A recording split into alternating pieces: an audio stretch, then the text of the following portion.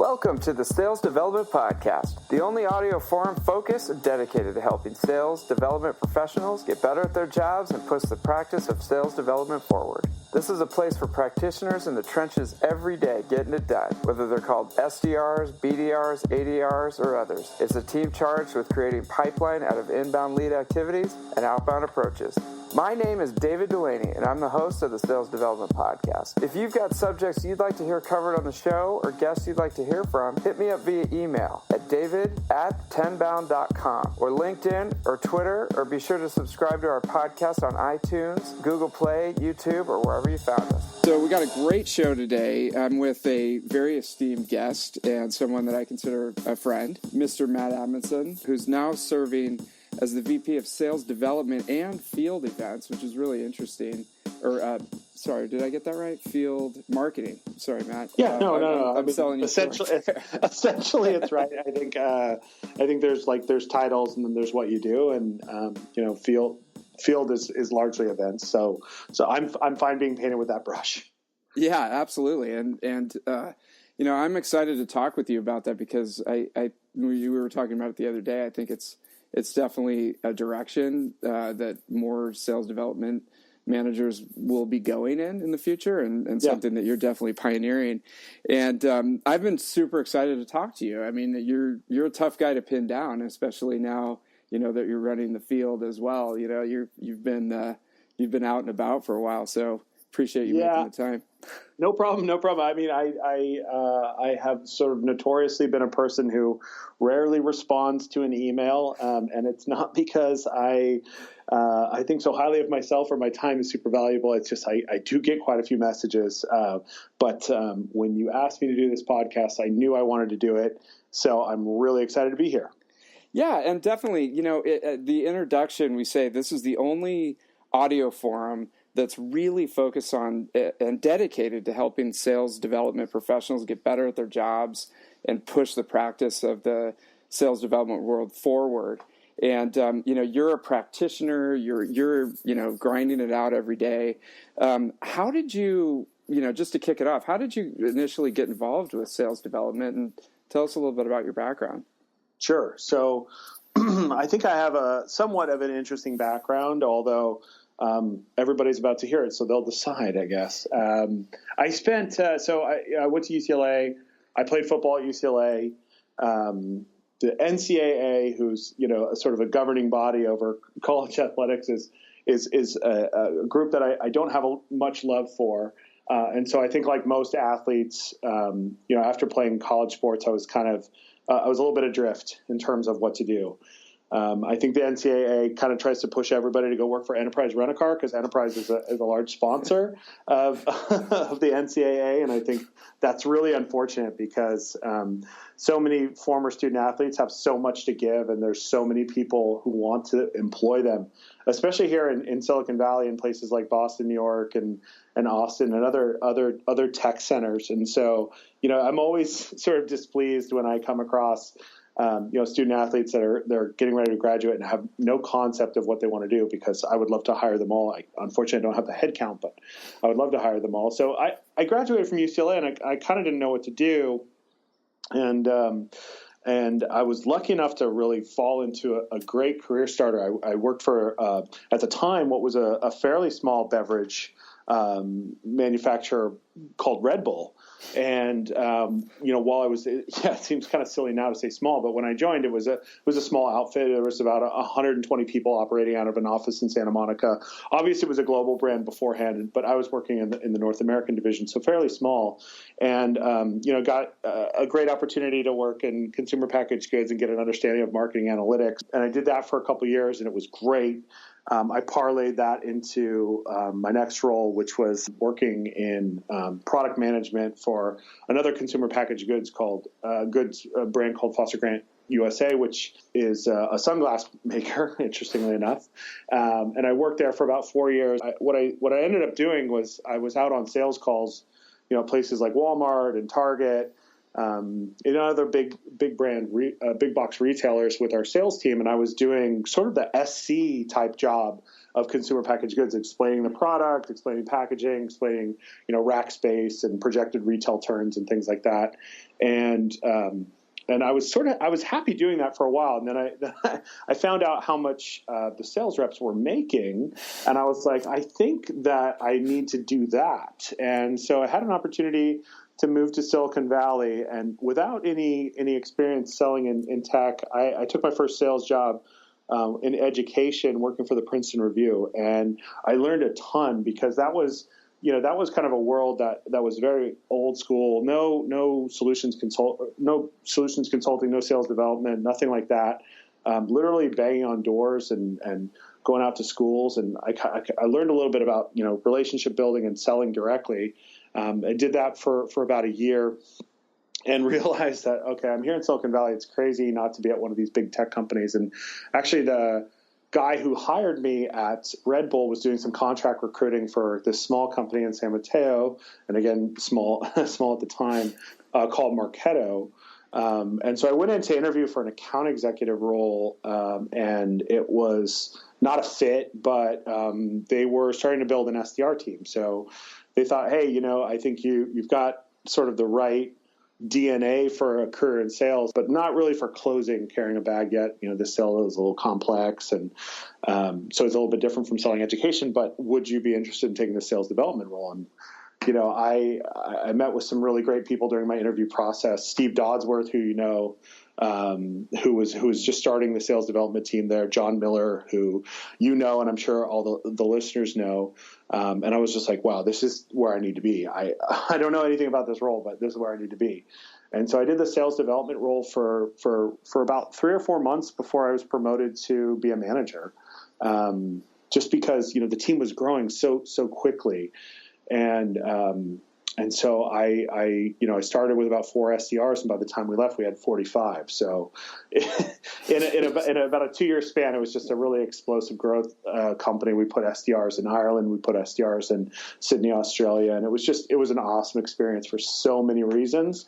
But I really, it sort of went from being an individual contributor to a manager to like managing this massive team really quickly. And so I got to kind of see all the different parts of it, when to slice and dice and add more managerial hierarchy and stuff like that. And it was just this really great experience. And actually, that was the first time I met you, David. You were running things over at Glassdoor. And I started, interacting with all these really great SDR leaders. And I was like, hey, I think I kind of want to make this my career. Which was weird because I'd really spend, just based upon my resume, I'd really spend the bulk of my time sort of bouncing from thing to thing and trying to figure out what was next. And so, from Tibco and now at EverString, I've been running, either a traditional inside sales team, where people are actually closing deals, small transactional deals, to running sales development. Now I've got sort of the field piece, and I also run sales ops here at EverString. So, just kind of, it felt a little bit like a whirlwind. And then, in the last couple of years, it just kind of feels like, oh, these were like the stepping stones of my career. And so I feel great about it. I love working with young people. I love taking people directly out of college and, sort of molding them into young professionals. In the 5 or 6 years that I've been doing this, I've seen many of them transition into being account executives and marketers. I think that somebody I worked with just recently became a VP of sales. So it's amazing to see the growth and be able to claim some level of responsibility for some of these people and their amazing careers. So I love that part. My sports background, I think, plays well to that. I think so too. And you touched on a lot of excellent points as far as the benefits of being involved in sales development. One is the passion around developing people. And, finding top talent and bringing them in and seeing them, grow and develop and really mature as sales professionals. Yeah. It's an amazing experience. And like I said, now you've got this, larger span of control at EverString. You guys are doing some amazing things. Can you talk a little bit about how it's sort of evolved over the, year or two that you've been there and what you're working on now? Yeah. So, it's a really cool story. When I was at Tibco, I was evaluating predictive vendors. if you rewind a little bit further than that, I was at Marketo, and we were kind of working on a project that is similar to sort of what modern day predictive vendors have created. And the product never saw the light of day, but I was working on that early, and I got really excited about the idea of predictive and using sort of external signals to score leads or accounts better than what, a couple fields in Salesforce could do.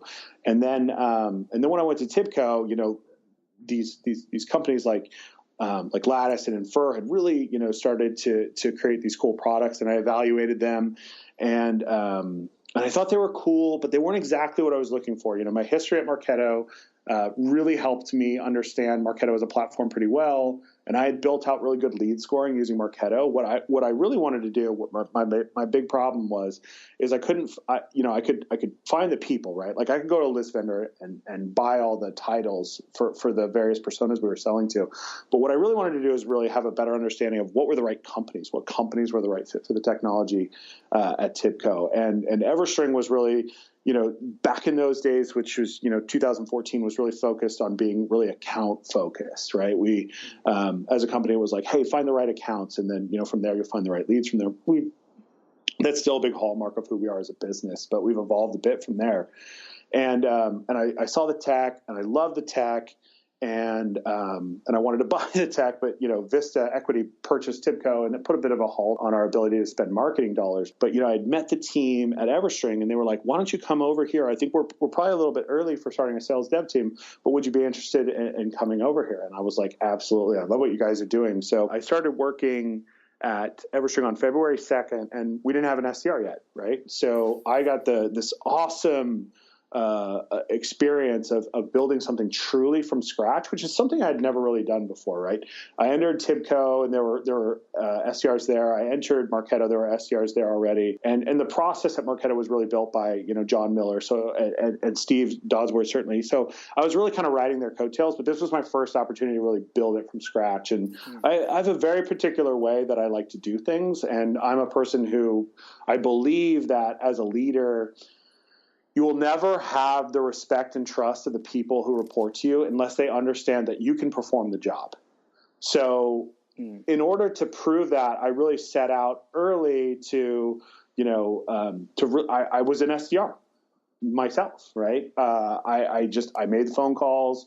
I sent the emails. I invested in our technology stack. I built out the process so that by the time the first person had started, the quota that I was able to give them was one that I was achieving before I'd even hired somebody. The process that I laid out for them was one that I was already doing. And so I built in an early level of trust with my first couple hires. And they were brilliant. I mean, they were great. They totally bought into the process. They were super successful. My first 3 SDRs are currently account executives here at the business. So nice. It was awesome. It was just kind of the way that you dream for it to be, right? Like they would come in, just buy in, crush it, and immediately get promoted. And I think the longest tenured one was, maybe 6 months before they were out carrying a bag. So it was kind of that, it was perfect. And then, I was able to use their success to go out and recruit other people, get them bought into the process. They helped me cross-train the new people because, when you're sort of an island and, you've got lots of things to worry about, not just, your sales development process, but, the other aspects of the business as well. They really helped me train people. So we went from, 0 to 15 SDRs in about 10 months, and we're at 17 now. So, we're hyper growth. We took a large Series B and we grew the team out quickly, but our ability to scale has been, I think, tremendous, and their ability to add value quickly has been great. I mean, our average time to value for an SDR from start date is usually about 6 weeks to fully ramped. And that I think that's a good stat. I was never able to achieve a quicker time to value in other organizations, but here I think it's not just me; it's the team that's around me, and I've got a great kind of frontline manager in Gordon Jen that helps me get everything done here, and without him, I definitely couldn't do it. That's one of my secrets. I don't telling everybody about because I don't want everybody to come recruit him. But he's incredible. So So, really in the early days, it was just build the team, go hire the right types of people, and get the ball rolling. And I think now, as we're sort of 18 months in now, it's refine.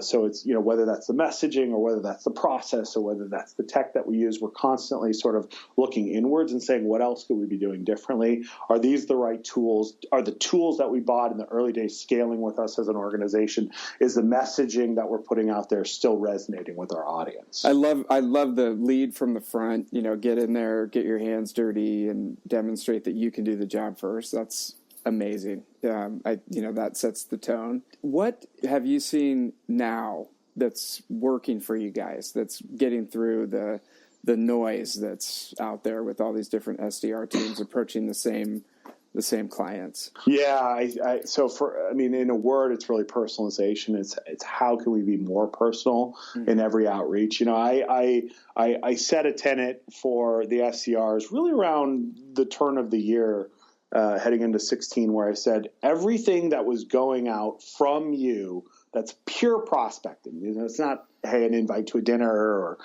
come see Dana Rothman speak at, such and such event or whatever, but true prospecting, like I want to get you on the phone. Every message that came out had to be personalized in some way, right? Now, I'm not saying, write an entire email from scratch over and over again, but a level of personalization. Because, the thing that really keeps me up at night, if there's sales reps who are listening, what's the thing that keeps you up at night? I love when sales reps ask that question. But so the thing that keeps me up at night is a group of marketers sort of huddling around the water cooler and saying, "Hey, did you get that terrible email from EverString?" Right. And that, yeah, I got that. No, yeah, it's the same one. It's terrible. And, it's the concept that, and a lot of organizations do this, and it's not their fault. Everybody's under a ton of pressure to get more and more, to set more and more meetings for their AEs. But, that sending that one same message to 10 people on an account, it's just, please don't personalize everything you send. Even if you just personalize just one little sentence, I think that just goes so far. So personalize in every way that you possibly can, because that really is the difference between, somebody opening your email and somebody not opening your email. Amen, for sure. And we got into that a lot the other day at the Topo thing, right? Because I think I had brought up, and some other people had gotten the same exact message from a company via LinkedIn. And, LinkedIn is still sort of a bastion of personalization to some extent, and they'd somehow figured out a way to send the same message and basically spam people via LinkedIn. And it's just like it just ruins your reputation. But how are you able to achieve personalization at scale, though? Like if you're talking to an old school sales manager who wants to see 100 dials, from this SDR team, and you're saying, hey, these messages have to be very personalized, which takes time to create. Yeah.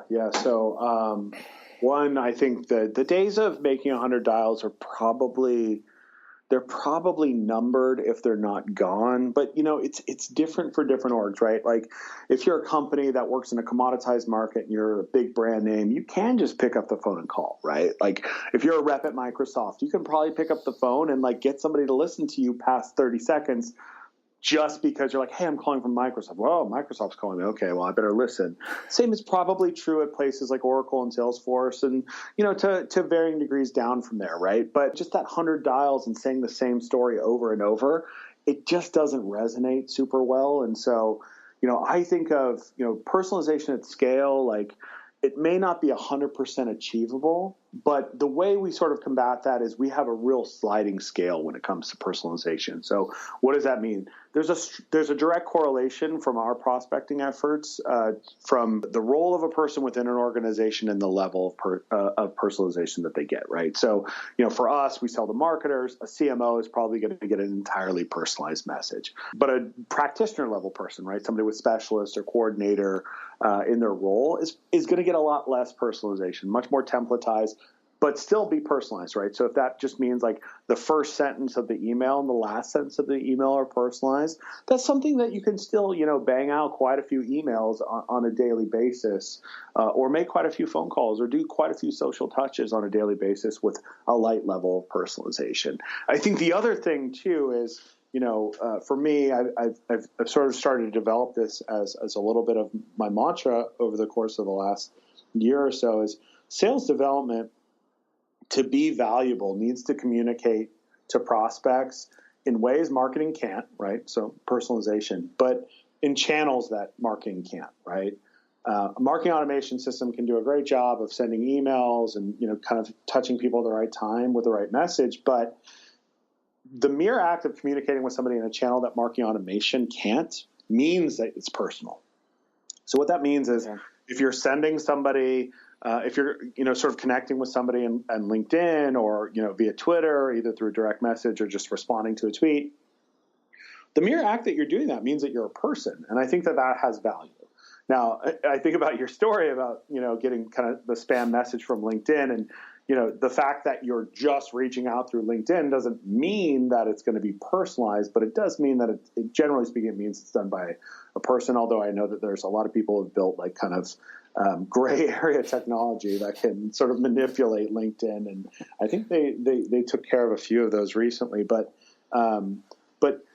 for a sales development person to be truly valuable, it's got to be personalized, and in a lot of ways, it needs to communicate through a channel that marketing can't. And the number one channel that marketing automation cannot communicate through, that it sits on every single person's desk, or at the very least in their pocket, is the phone, right? And I hear people say the phone is dead. The phone is not dead. That's ludicrous to say that, right? To start a relationship with a company, it needs to be a human touch. It needs to be done by a human. And what better way to show the fact that you're a human than by communicating over the phone, right? So personalization at scale may not be 100% achievable, but just little things, like, hey, I saw on your Twitter feed X, I saw that you're a foodie. I love food as well. I went to this restaurant. Don't know if you've been there, right? Like, those things go a long way because they just show that it's personal. It's not just another message being spit out of, Eloqua or Pardot or Marketo. Yeah, no, I completely agree. And I think from a management perspective, it's tough to keep track of the activity metrics in that way then, right? So do you have a way where you can say, okay, based on the activity metrics that I've seen today, I know that everyone's out on the floor working really hard? Or are you just looking straight at, okay, we set up enough meetings today, we got enough pipeline this week, we're good? I tend to work backwards, and I'm a little bit of a laissez-faire manager from the perspective of like, I don't beat people up about metrics a lot, which some people who I've interviewed with or some people that I've worked for aren't a huge fan of. But I think for a lot of people, it's similar to, your top sales rep, right? Like, that person generally gets away with a lot. My achieving SDRs, like, I don't dig into a lot of the stuff that they're doing. Like, I asked for 25 calls a day and you made 22, but you killed your quota by 25%, right? Like, I tend not to get too upset about those things. I look at KPIs when an SDR is struggling and say like, oh, okay, well, you didn't have a strong month. Let's look back, with about 6 weeks worth of data to see, where we fell apart. And generally those things really stand out. The other thing too is I like to have SDRs really self-manage. So, we create a dashboard in Salesforce where they can see like their calls and emails relative to their peers. So that helps them self-manage quite a bit. So sorry, I'm not big on the KPI part, but in terms of, the social outreaches, and people are often very curious about this because social is a big part of why we're successful here at EverString. They're like, how do you operationalize the social touches? Well, the great news is, LinkedIn and Twitter, they both have these feeds that you go to and you land on them when you go to their websites. And if you're a person like myself who has a team that does a lot of social outreach through those channels, every day when you wake up, you see all the outreach that your team is doing. And so you can, I can see, this SDR just engaged with this person. And do I like that messaging? Do I not like that messaging? I can sort of coach them from there. So both LinkedIn and Twitter do a very good job of already operationalizing that for you. It doesn't spit out in, data graphs and things like that, but you can see it. So, I think that there's some companies that are going to try to maybe turn those into analytics or whatnot.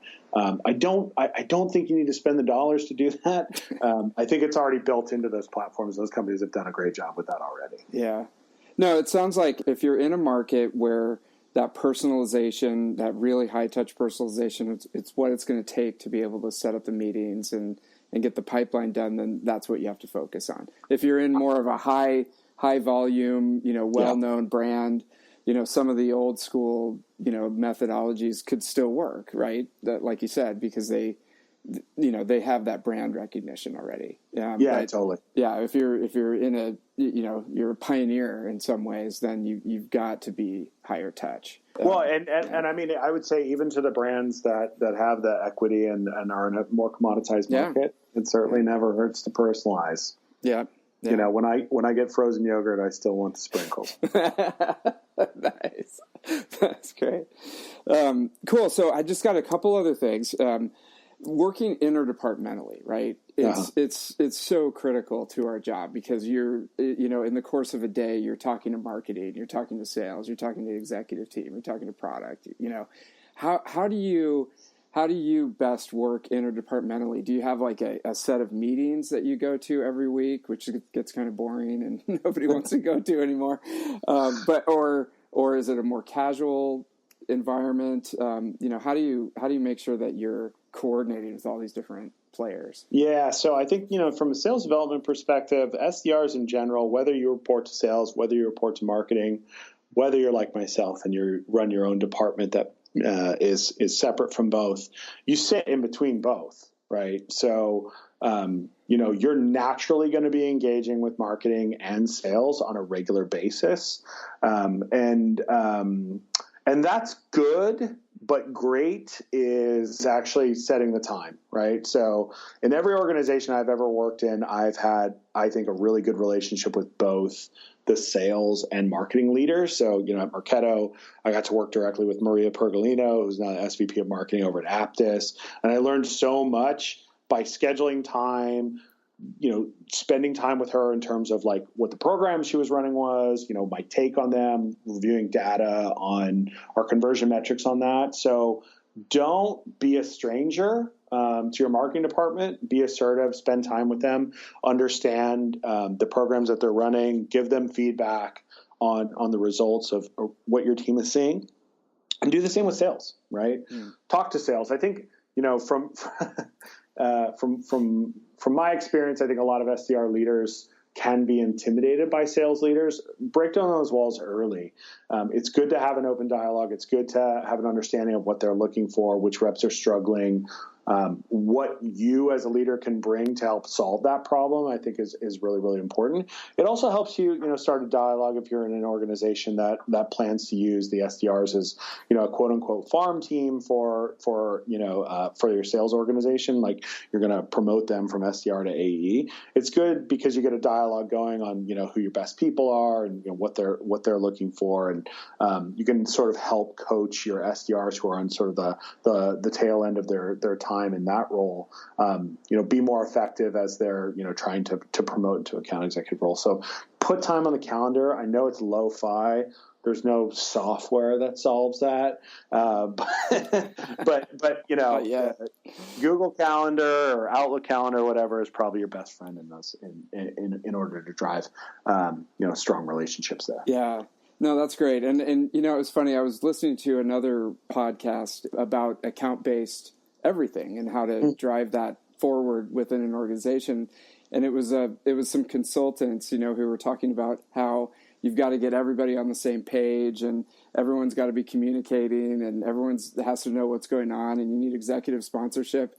And I was going, okay, there's two things that they're missing here. One is called silos and the other one's politics, which if you've been out of the game for a while, you don't forget what a, strong force those can, put on a process if you're trying to drive, especially an initiative like account-based everything, right? Yeah. You really have to get everything on the same page. So I just like to take this time to do a public service announcement that Craig Rosenberg came up with the term account-based everything. So I know a lot of people are talking about that, but Craig, you coined the term, and I just want to go on record as saying that you coined it. Major shout out to the Godfather.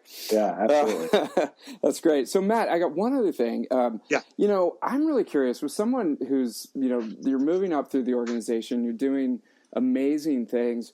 Where do you see yourself taking this whole sales development thing, you know, for the next step yourself personally in your career? Wow.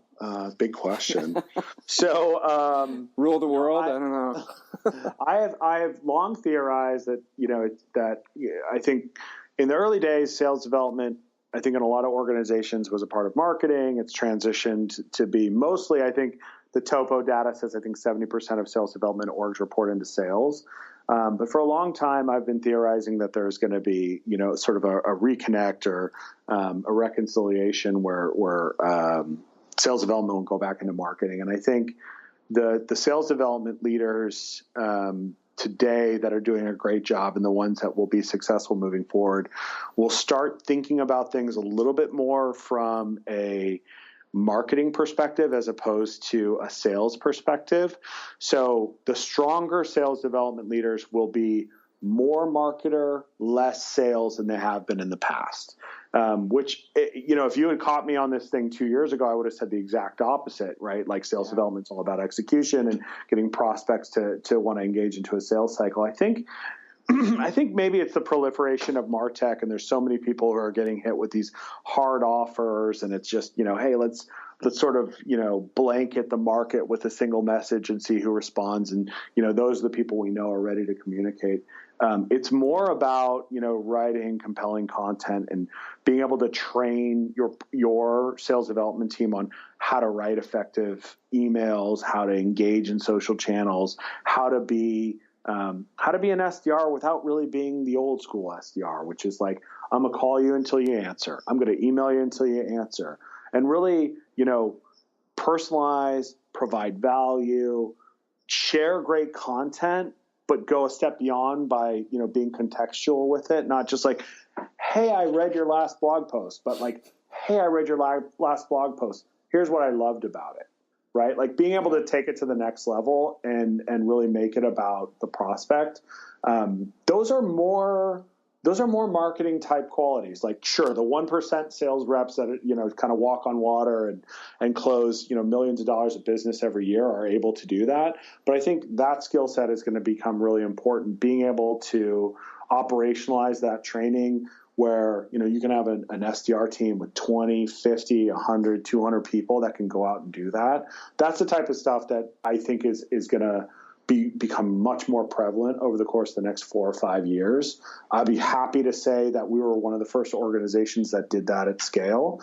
And you know, for me, I think I'm no different than a lot of sales development leaders. They're kind of like, ooh, which route do I take? Do I move to sales or do I move to marketing? You know, my career is steering me in the path of marketing now. That doesn't mean I won't go back and try and lead a sales team in the future at some point. But to me, sales development really feels a lot more like marketing. You know, it's the conversations about when to send an email, when to make a phone call, when to do a social touch. They remind me so much of the conversations that we were having at Marketo back in 2011, 2012 on, you know, how to set up, you know, great nurture, when to expedite a cadence, when to slow down a cadence, when to recycle somebody, when to rest an account. Those are the types of the synergy between what we were doing in 2011 and what we're doing in 2011 in marketing and what we're doing in 2016 in sales development are so strong. No, and it's amazing that, and it kind of brings me back to, you know, your expanded role at EverString, because it's amazing that as a sales development leader, you can go in and sit in on a field marketing meeting, and they're completely disconnected from the sales development team. Yeah, sure. They don't know what, you know, they might send an email saying that we're doing this event, for example, or this webinar is coming up, or something like that.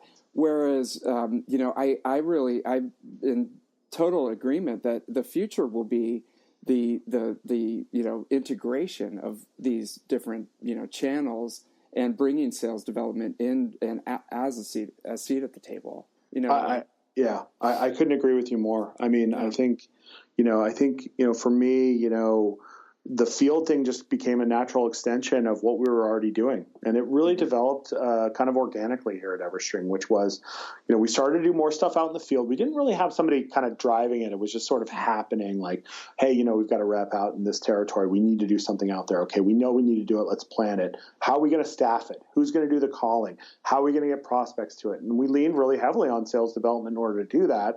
And we started doing stuff like, hey, if you get this many people there, we'll put you on a flight and let you go experience the event. And that just sort of started to make sense in terms of, no, that's how we should do it, right? Like we should have sales development go out and work these events because, they're used to having conversations that are top of the funnel in cases where we're, sort of trying to expedite an existing opportunity. The sales development reps had the initial conversation with the prospects that are engaged in a sales cycle with our AE. So it feels really natural. And I think, I sort of dovetail this into how do you manage the millennial SDR? And dude, it's by giving them exposure to different types of stuff, to different disciplines, whether that be sales or whether that be marketing. They are really, really dynamic people. And if you sort of stifle their exposure to other aspects of the business, if you stifle their sort of their emotions in terms of what they're doing by saying, oh, we just want you to call an email and just send the emails that we wrote and just read the script that we wrote for you. They don't really react to that well, and I think that's why a lot of them are begging early for promotions into AE. It's not an entitlement thing. It's I want to get out of this robotic role. And so if you can create a role that's dynamic, if you can create a role that's creative where they're thinking about different ways to be personal, they're thinking about like, great, well, like I'm going to have this, I've got my desk and I'm going to have conversations here, but I'm also going to get out in the field and talk to people there.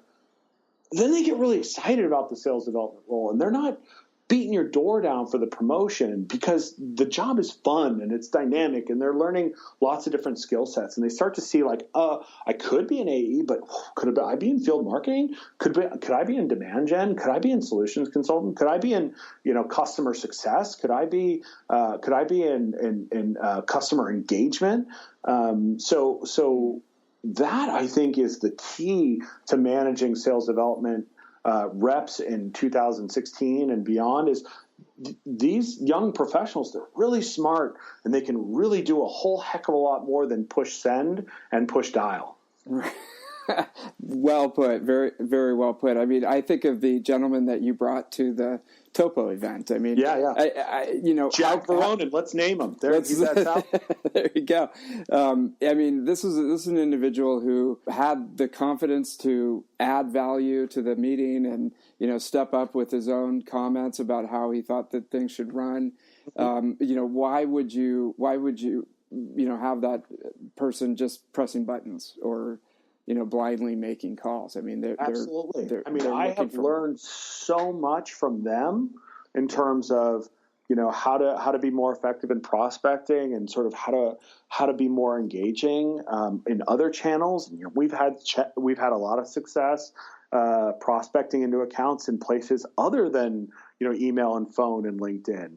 There's a whole slew of new social channels that are being created where people are sort of begging for a conversation. And if you can tap into that, that is truly valuable. I don't want to make a commercial for it because I don't think I'm the world's greatest writer, but I wrote a piece recently on LinkedIn Pulse. And the concept is it's really, as we get to a point where we're doing high levels of personalization in email, and you're kind of like, I don't know how I could make this email better. Like, I certainly don't think that I've got the silver bullet. I have not created the world's greatest email. But there's a point where you can't truly make it any more personal, that it's not about what you're saying, but it's about where you're saying it. And there's huge value in communicating in channels where other people aren't. I mean, you and I both know it's basically cliche to say that inboxes are overflowing. They definitely are. LinkedIn inboxes are now starting to overflow. So where else can we have those conversations? And I think, the prospects are your prospects are out having conversations in these channels, and you got to go figure out where they are and then go have the conversation there. as opposed to saying, I want to force you to have a conversation in a place where it's already very, very busy. So I think, in 2017, 2018, you're going to see a lot more people doing prospecting through places like Snapchat, through other channels like Anchor and After School, and these things that kind of, I think a lot of people look at it and say like, well, that's a place for teenagers. But a lot of people are using these mediums to broadcast, information about themselves or strategies around B2B. It's those types of people. They're begging for you to have a conversation there. Interesting. And just having an open mind about those things and plugging into people who are more familiar with those channels. I mean, that's how you stay, with your finger on the pulse of the different, mediums that are out there. So yeah, absolutely. And, millennials are not just relegated to just SDRs. A lot of them are buyers now. They're decision makers. And they have grown up communicating through channels outside of email, and they want to communicate in channels outside of email. Yeah. So tap into that. Yep. Yeah. And the field events. I mean, people want to, people still want to go out and, 100%. mingle and do things like that. So that's another great channel. So there's truly nothing. And that's when you're sort of transitioning and thinking a little bit with your sales hat on. I think about field a lot when it comes to selling. There's nothing like being in front of a prospect. I think any sales rep in the world will tell you there's nothing like being in front of a prospect. And, I think here in Silicon Valley and, places like Boston and Seattle and other territories, the inside sales model has become so prevalent. The fact that you can get out and throw a great event and put your sales team in front of their prospects is really, really important. My one recommendation to anybody who's in field who may be listening, which is probably no one, but if you sales development people out there have influence over field, think really critically about the places where you're having events. For us, we're really strategic when we put on an event. We're looking at geographic density of target accounts, as well as geographic density of operations or opportunities in flight. And so we're not just going to have an event in New York City for the sake of having an event in New York City. We want to have an event in New York City if there's a large number of target accounts and there's also a large number of opportunities in flight, because every field event, whether it's a physical event or a virtual event, should be a combination of sales acceleration and demand generation. Right? Because it's just too expensive to throw events and not have it serve a dual purpose. So if you can help your sales team accelerate their sales cycles by getting FaceTime, by getting maybe an executive in front of them from your organization, but also to start a conversation with a new account, you want to serve both purposes. And just please be strategic. Don't just have an event in Miami because it's beautiful there. Make sure that it makes business sense. Really, really appreciate all this insight. This is so valuable. And I think that, my vast listenership is going to get a ton of value from this. Well, I hope so. I hope so. I'm glad to be one of your first guests. I don't know if I'm the first or not, but I'm glad to be one of your first guests. And I'm going to commit probably a huge cardinal sin right now. But one of the things that I really enjoy is working with young sales development leaders. And I probably host at least one. I host one here usually at least once a week. Just kind of go through various topics and help out. So I'm going to give out my personal email address. It's just Matt at EverString, MATT at EverString.com. If you have any questions, if you want to meet, if you want to talk shop, I'm available to all of you out there. I'm happy to help. I've probably seen and done it before. And if I haven't, I can probably connect you with somebody who has. So please, there is no reason to go at this alone. There's great resources out there for you. One of them just happens to be David's podcast. So if there's anything I can ever do for an interview, I'm happy to pay it forward.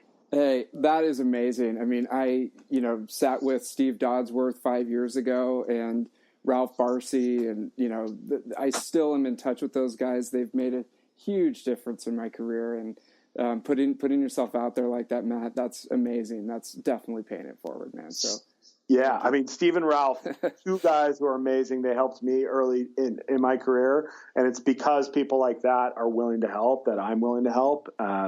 So I'm happy to do it. And David, thank you so much for doing this, because it needs to be out there, and two, for having me, because well, I don't want to say I need to be out there, but well, you could be out there from the comfort of your office, right? So exactly. It's a little easier. But that's awesome, Matt. Thank you so much. You bet, David.